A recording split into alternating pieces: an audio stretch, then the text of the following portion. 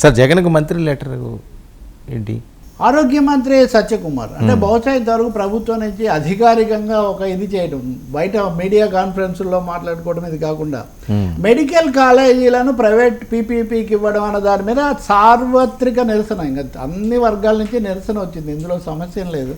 మీతో కూడా అన్న డిఫెన్స్లో ఈ విషయంలో కొంచెం డిఫెన్స్లో ఉంది ప్రభుత్వం అని. సో దాంతో ఒకరి మీద ఒకరు అందరూ పోటాపోటీగా ప్రకటనలు చేశారు. రోజా వంగలపూడి అనిత గారు హోంమంత్రి, వాళ్ళిద్దరూ గతంలో లాగే మళ్ళీ ఇవన్నీ కూడా నడిచాయి. ఇవన్నీ అయిన తర్వాత లేకపోతే ముందో ఆరోగ్య మంత్రి సత్యకుమార్ జగన్కు లేఖ, మీరు వచ్చి పరిశీలించుకోండి, కాలేజీలు మేము 10 చేస్తే మీరు కాదంటున్నారా, లేదో చూసుకోండి, అలాగే ఇప్పటిదేదో చూసుకోండి, బయట మాట్లాడటం కాదు, ప్రత్యక్ష పరిశీలన మీరు చేయండి అని. ఇంకొక 2 మంత్రులేమో మీరు శాసనసభకు రండి మేము చెప్తాము అని.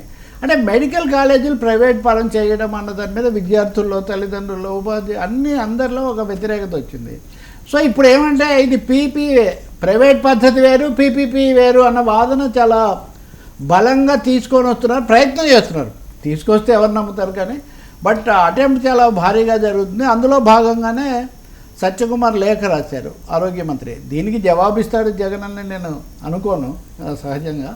వాళ్ళు వైసీపీ వాళ్ళు తీవ్రస్థాయిలో అదే చేస్తున్నారు. ఉదాహరణకు ఒక మహిళా నాయకురాలు అయితే వెళ్ళి వాళ్ళ ఊళ్ళో కాలేజీ చూపించి ఇక్కడ మేడ కట్టారో లేదో చూడు, మేడ మీద నుంచి దూకి చావు అని కూడా ఒక మాట పెట్టింది. మొన్నేమో జగన్ బావిలో దూకి చావమన్నాడు కదా. ఈ మహిళా నాయకురాలు ఈ కాలేజీ బిల్డింగే కనుక కట్టి ఉంటే నిజమైతే అక్కడి నుంచి దూకి చావచ్చు అని ఆమె అంటున్నారు.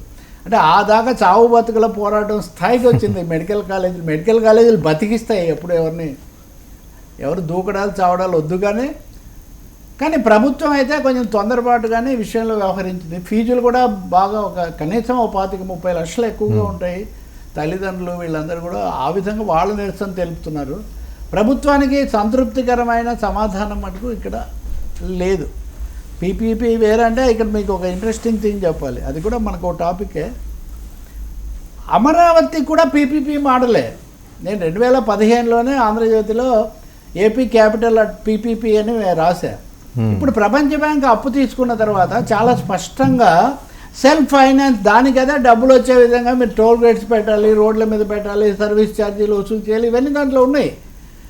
ప్రపంచ బ్యాంకు చేసుకున్న ఒప్పందంలో, అది మనకు వేరే టాపిక్ కూడా ఉంది కానీ, వాళ్ళ ఒప్పందంలో కూడా ప్రైవేట్ క్యాపిటల్ ఇంత తీసుకొని వస్తాము అని మన ప్రభుత్వం కమిట్ అయింది. సో మొత్తం మీద ఈ పీపీపీ మోడల్కు చంద్రబాబు నాయుడు ఎక్కువగా ప్రోత్సాహం ఇస్తున్నారు. అది ఆర్సెల్ మిట్టల్ దగ్గర నుంచి వైజాగ్ స్టీల్ ప్లాంట్ దగ్గర నుంచి కేంద్ర రాష్ట్రాలు కలిసి అన్నదైతే బలంగా వచ్చింది. మెడికల్ కాలేజీలు తీవ్రస్థాయిలో ఆఖరు తులసిరెడ్డి, షర్మిల లాంటి వాళ్ళు కూడా జగన్ను చేసేవాళ్ళు కూడా మాట్లాడుతున్నారు. అయితే వైసీపీ వాళ్ళు అయితే తామే చేసినట్టు భావిస్తున్నారు. అంతకుముందు నుంచి ఆందోళనలు జరుగుతున్నాయి, అందులో సందేహమేం లేదు. అలాగే వీళ్ళు 100% పూర్తి చేశారని కూడా కాదు. ఇప్పుడు నేను మీతో మాట్లాడింది ఏదో ఎవరో పెట్టారు మేము చేసి, జగన్ గారు చాలా మంచి ఉద్దేశంతో పెడితే నేను జగన్ గారు చంద్రబాబు ప్రైవేటే వద్దు, ప్రైవేట్ రంగం వద్దు,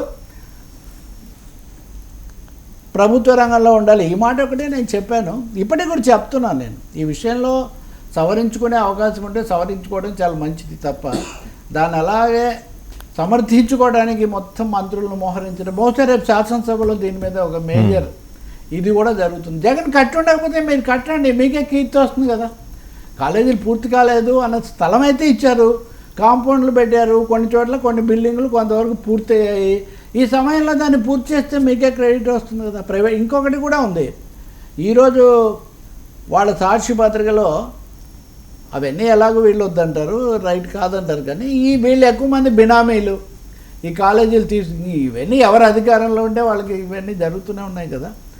కాబట్టి మెడికల్ వార్ అనుకో, మెడికల్ కాలేజ్ వారు, పీపీపీ వారు చాలా భారీ ఎత్తున అయితే జరగబోతుంది. అందులోనే ఈ మొదటిసారిగా సత్యకుమార్ లేఖ రాశారు. దీన్ని అయితే మనం స్వాగతించవచ్చు.